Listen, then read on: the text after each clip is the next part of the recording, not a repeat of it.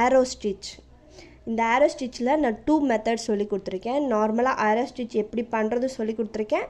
அதில் ஒரு சுகர் பீடை வச்சு எப்படி பண்ணுறதுன்னு நான் சொல்லி கொடுத்துருக்கேன். ஆரோ ஷேப்பில் இருக்கிறதுனால இதோட நேம் ஆரோ ஸ்டிச். இதோட டீட்டெயில்ஸ் ஃபுல்லாக நான் டீட்டெயிலாக வீடியோவில் உங்களுக்கு சொல்கிறேன். வாங்க வீடியோக்குள்ளே போகலாம். என்னோடய சேனலை சப்ஸ்கிரைப் பண்ணாதவங்க மறக்காமல் சப்ஸ்கிரைப் பண்ணிக்கோங்க. பக்கத்தில் இருக்க பெல் பட்டனையும் ப்ரெஸ் பண்ணிக்கோங்க. அப்போ தான் நான் போடுற வீடியோஸோட நோட்டிஃபிகேஷன் உங்களுக்கு வரும். Thank you so much friends. இன்றைக்கி நம்ம ஆரோ ஸ்டிச் டைப் 1 பார்க்க போகிறோம். அதுக்கு நான் ஃபர்ஸ்ட் இப்படி பேரலாக 2 லைன் நான் ட்ரா பண்ணிக்கிறேன். ட்ரா பண்ணிவிட்டு இந்த 2 லைனுக்குள்ளே தான் நான் உங்களுக்கு போட்டு காமிக்க போகிறேன். சில்க் த்ரெட் எல்லோ கலர் எடுத்துகிட்டு லாஸ்ட்டாக எப்பயும் போல் நாட் போட்டுக்கிறேன். நாட் போட்டுட்டு இந்த மாதிரி பொசிஷனில் வச்சு கீழேருந்து நம்ம த்ரெட்டை மேலே எடுத்து லாக் பண்ணலாம். இப்போ இந்த பேரலில் இந்த சென்டர்லேருந்து நான் ஸ்டார்ட் பண்ணுறேன். சென்டர் பார்த்தீங்களா, இந்த சென்டர்லேருந்து த்ரெட்டை எடுத்து லாக் பண்ணிக்கிறேன். லாக் பண்ணிவிட்டு பேக் சைடு போய் ஒரு குட்டி லாக் ஸ்டிச்சும் போட்டுக்கிறேன். போட்டுட்டு இப்போ பாருங்கள் மேலே இருக்குது பார்த்தீங்களா லைன், அந்த லைனுக்கு இப்படி கொண்டு போய் ஒரு லாங் செயின் ஸ்டிச் போடுறேன். அதுக்கு பக்கத்தில் இது அதோட ஷேப் மாறாமல் இருக்கிறதுக்கு குட்டி லாக் ஸ்டிச் ஒன்று போட்டுக்கிறேன். போட்டுட்டு அப்படியே பெர்பெண்டிகுலராக கீழே வரேன். கீழே ஒரு லாங் செயின் ஸ்டிச் மாதிரி போட்டுக்கிறேன். மறுபடியும் அதுக்கு ஒரு குட்டி லாக் ஸ்டிச். திருப்பி ஸ்டார்ட் ஆன இடத்துக்கே போகிறேன். ஸ்டார்ட் பண்ண இடத்துக்கு போய் ஒரு லாங் செயின் ஸ்டிச், அதுக்கு ஒரு குட்டி லாக் ஸ்டிச். இப்போ பார்க்குறதுக்கு எப்படி இருக்குது, ஒரு ட்ரையாங்கிள் ஷேப் மாதிரி தெரியுதா? இப்போது ட்ரையாங்கிள் ஷேப் வந்துருச்சு. இதில் நீங்கள் சிம்பிளாக என்ன ஞாபகம் வச்சுக்கணும், ஒவ்வொரு லாங் ஸ்டிச்சுக்கும் பக்கத்தில் ஒரு குட்டி லாக் ஸ்டிச் போடணும். அதை ஞாபகம் வச்சுக்கோங்க.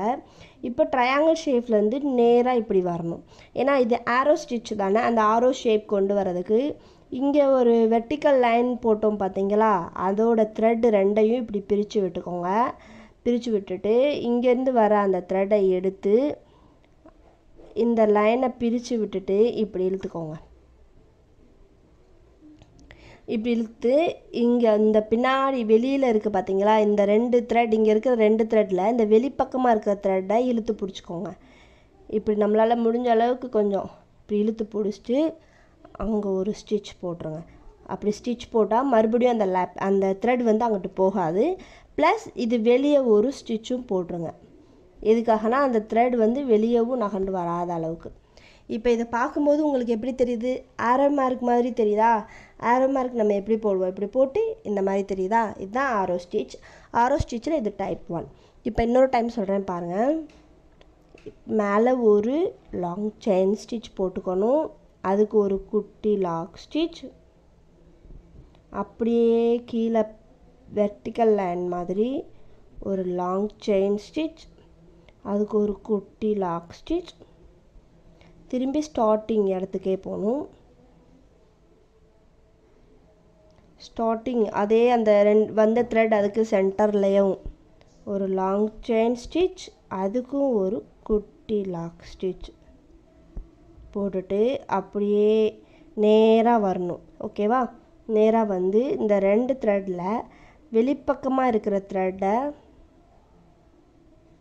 இப்படி இழுத்து அங்கே ஒரு லாங் செயின் ஸ்டிச், அப்புறம் அது நகலாமல் இருக்க ஒரு லாக் ஸ்டிச் மாதிரி பக்கத்துலேயே போடுறதுனால குட்டியாக இருக்குல்ல, ஸோ அது லாக் ஸ்டிச் மாதிரி. இப்போ பார்க்குறதுக்கு பார்த்தீங்கன்னா எவ்வளோ ஒரு ஆரோ ஷேப் வருது. அவ்வளோதான். எல்லா ஸ்டிச்சுக்குமே அதோட பொருத்தமாக தான் அதோட நேம் இருக்குன்னு நான் சொல்லியிருக்கேன்ல. அதனால் ஆரோ ஷேப் கொண்டு வரதுக்காக தான் நம்ம அந்த த்ரெட்டை இழுத்து அங்கே ஒரு ஸ்டிச் போடுறோம்.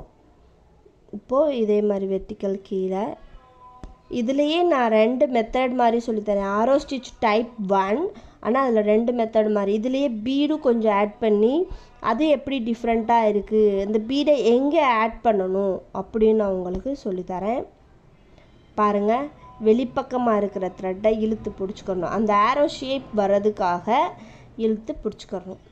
இதுதான் ஆரோ ஸ்டிச்.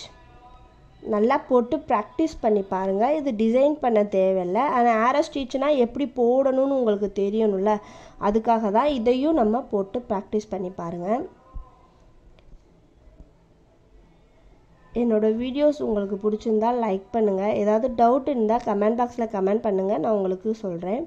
என்னோடய சேனலுக்கு இப்போ தான் ஃபஸ்ட் டைம் வரீங்கன்னா என்னோடய சேனலை மறக்காமல் சப்ஸ்கிரைப் பண்ணிக்கோங்க. பக்கத்தில் இருக்க பெல் பட்டனையும் ப்ரெஸ் பண்ணிக்கோங்க.